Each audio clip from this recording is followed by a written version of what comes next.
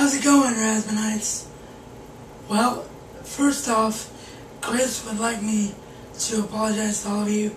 He really did want to make a return to the channel this year because we saw 3 films in the cinema on Friday and Sunday night as I'm filming this. Just haven't been able to turn the camera on since going to the cinema.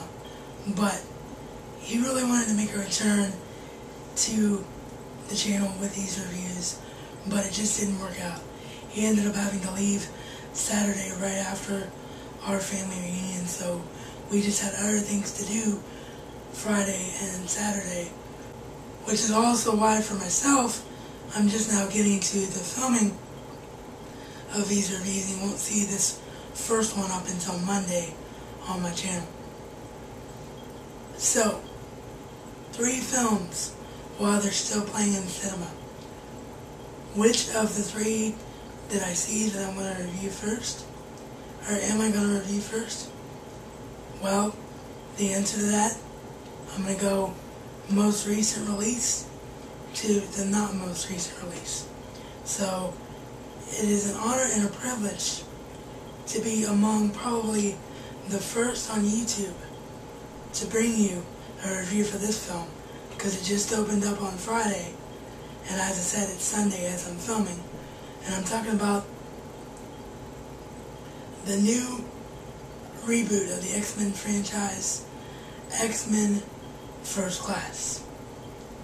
Today, on the Razman's Reality.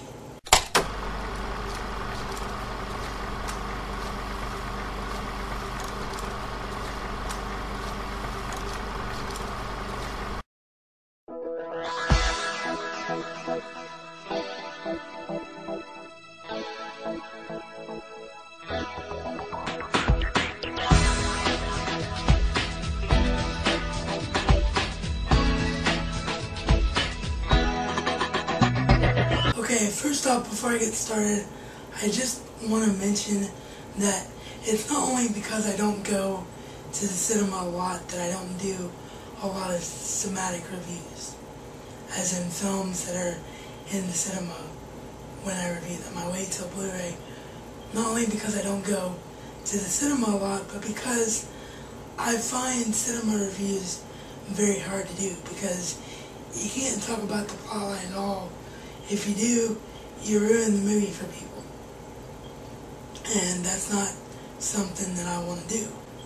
But there are rare occasions when I do see a theatrical release that I want to put, I guess for lack of a better way of putting it, a mini review up on YouTube until I can see the film on Blu-ray and then, talk about the film in full, because the film is that good. Of course, the exceptions to the rule would be stuff like Harry Potter, which is based on a book which everyone and their dog has probably read, and you're more safe and actually talking about the plot while those films are in cinema. But as a general rule of thumb, that's why I don't do a lot of cinematic reviews.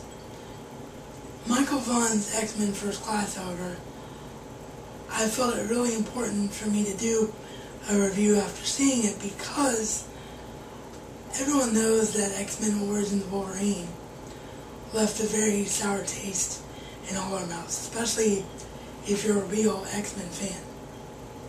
There were bits and pieces, very, very small, tiny, minuscule bits and pieces of Origins Wolverine that worked, but for the most part, it was a terrible, terrible film.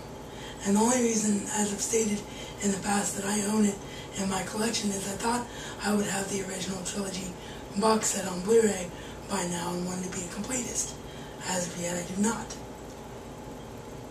However, Michael Vaughn, with the screenplay and the direction of X-Men First Class, truly did create a movie that lives up to its name. Because everything about this film works. The best thing about this film for me was that I only recognized 3 of the actors in it.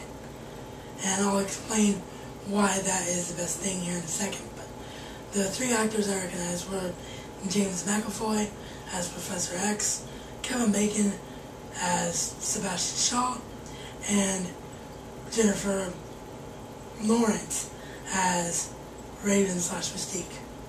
Jennifer Lawrence, for those of you that don't recognize that name, is from The Bill and Mo Show and the 2010 film Winter's Bone, which, by the way, Clinton, Cynical 44, I agree with you, that was a tremendous film, and had there been an honorable mentions category for the top 10 list, it would have made that list.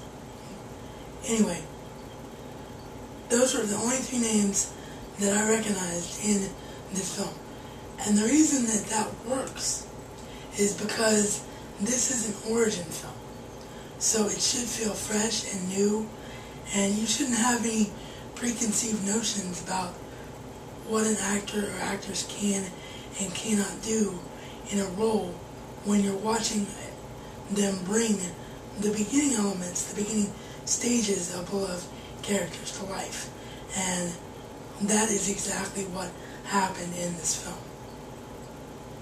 I'm not going to talk about the plot at all, but just let me state for the record that you had several X-Men characters, both on the good side and the bad side, debut in this film, and debut in the sense that we'd never seen them on film before, and every performance worked. Every performance was knocked out of the park. Every performance was exactly how I, as an X-Men fan, envisioned the character. And there was also something that I wasn't exactly aware of. But I'm not going to talk about what that is either, because it's part of the plot, and I don't want to give a plot away. The reasons that the characters were brought together works. The emotional arc of the characters work. The growth of the characters work. If this was real life, everything that you saw in this film from a plotline standpoint would make sense. These are the actions that each mutant on each side would have taken, and it's just a beautifully written movie. The cinematography is beautiful, the camera work is beautiful. The best testament that anyone can give to superhero film is that you don't feel like you're watching a comic book film, or you don't feel like you're watching a film in a fantasy world, however you want to put it.